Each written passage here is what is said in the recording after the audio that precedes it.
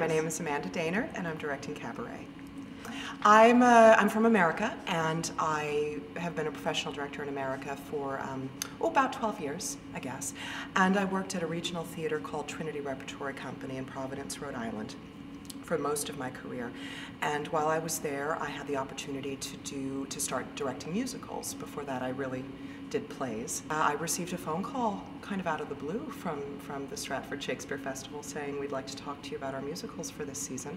I spent some time interviewing with Des McAnuff, and we talked about the show, and I was very honored by the opportunity. It's so exciting to be working for a company that's as great as this company is, and with actors that are as great as these actors are, and in an environment that really supports the reinvestigation of what a musical can be. I find that really thrilling.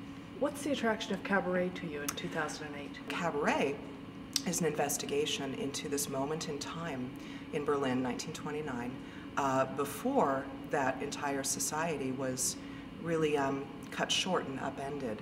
You've got all these people in an impossible situation trying to live, and the world that they developed is extraordinarily beautiful. I mean, there's so much art and music and writing and philosophy, and everyone in the country kind of engaged in what the country should become. And they were surviving incredible things. And then along comes a leader who introduces a concept of leadership that suddenly narrows all the possibilities of what this country could be. And it becomes very, very, you're either this or that. You're either for us or against us, and you have to make a choice. And then we have World War II, which as we know, just was devastating on so many levels. I think that with Cabaret, you have an opportunity to see how human beings in an impossible situation are trying to live their lives and then have that right taken away from them and have to make choices about what they're going to do and where they're going to stand and what they're going to believe in. And somehow that's a story worth telling. Where have you chosen to set it? Well, we're in Berlin, obviously, and we're in 1929. I think that one of the great things about theater is that it's live, you know, and I think one of the great things we get to do is acknowledge that it's performance. So an audience comes into a theater and they've bought a ticket for a show called Cabaret, and those people are sitting in that theater in, you know, the year 2008. We don't have to pretend that that's not happening. For me, that casts this entire play as a kind of memory story.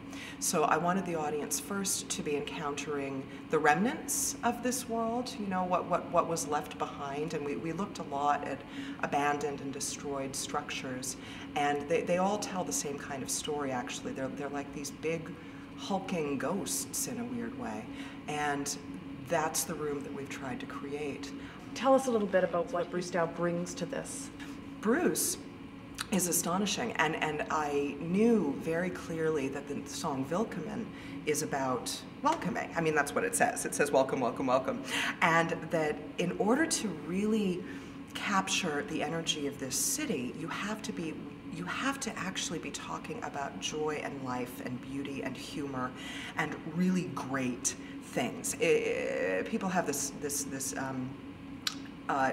thing in that box in their heads called Cabaret that says that Berlin was depraved or amoral or nasty and ugly. I think people have an odd expectation of what German expressionism is, and that it's about being very, I am bored with you, you know, sort of thing. And that's not actually what it was at all. Bruce made me laugh so much, and he was so full of the life force that it just took my breath away, and I just thought, that's the guy I want to build this part with.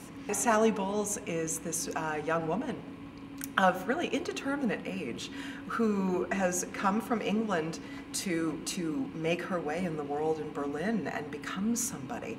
And as a character, she's a bit of a cipher. That's purposeful. Isherwood, if you go all the way back to the Berlin stories, he never understood her. He never felt like he really knew how she ticked and what made her do what she did. Trish is that kind of actress. She's so incredibly inventive and spontaneous and raw. And you can look at her one moment, you can think she's 15 years old, and then you look at her another moment, you think she's 32, and she's just fascinating. She's a fascinating actress, and Sally Bowles is a fascinating woman. With all three of them, actually, it was very much a case of auditions are such a hard transaction. It's the only way we know how to do business, but it's very hard. It's hard on the actor, and it's a strange thing. But Sean came in, and he was the guy for me. He was Cliff. Cliff, I actually see this as Cliff's story. It's Cliff's journey. Cliff is the one who ultimately has to write about it. That's the final act of the play, is for Cliff to write. And by extension, to be carrying the memory of all of these people. It's like he's the recording angel in a way. And I had no idea who the guy should be like. And Sean came in and read and sang, and he was just the guy. I don't know how to say it. He was just the guy. He was perfect, perfect, perfect.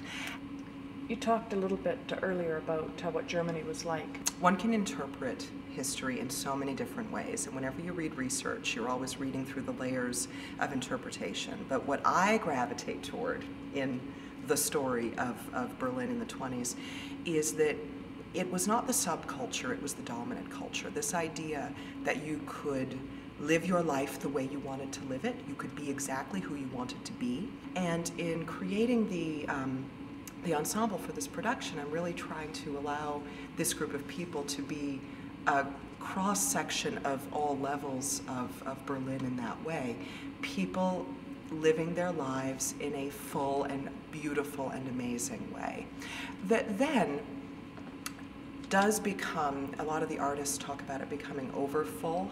You read some writing from mid-20s Berlin, and people start to say, I think it's too much. I think we have too much freedom. I think we are feeling too much, experiencing too much. And, the philosophers were saying, we think it might explode. And in fact, it did, but I don't think that, I think of it as something that was interrupted. I wonder what would have happened if the Socialist Party and Hitler had not happened in the way they did. I wonder what that society would have turned into. This is one of those shows that lets you absolutely fall in love with everybody in it. You just fall in love with all of them, and then they're taken away from you. And so as an audience member, you get to really take that roller coaster ride of catharsis. And you get to take it in a way that also includes such vibrancy, such amazing musical material, such highs and such lows that I just think it's one of those, I actually think it's a show that you can see 50 times in your life and never be done seeing it, because it will just take you here and here and here and here and here and here and here. And what we're trying to capture is all of that surprise and delight and shock and humor. There's a lot of humor in this piece. Just all that, and then it goes away, and you feel something. And I like to believe that one thing common to all people is that we actually like to feel. And I think the theater is a place that we can do that.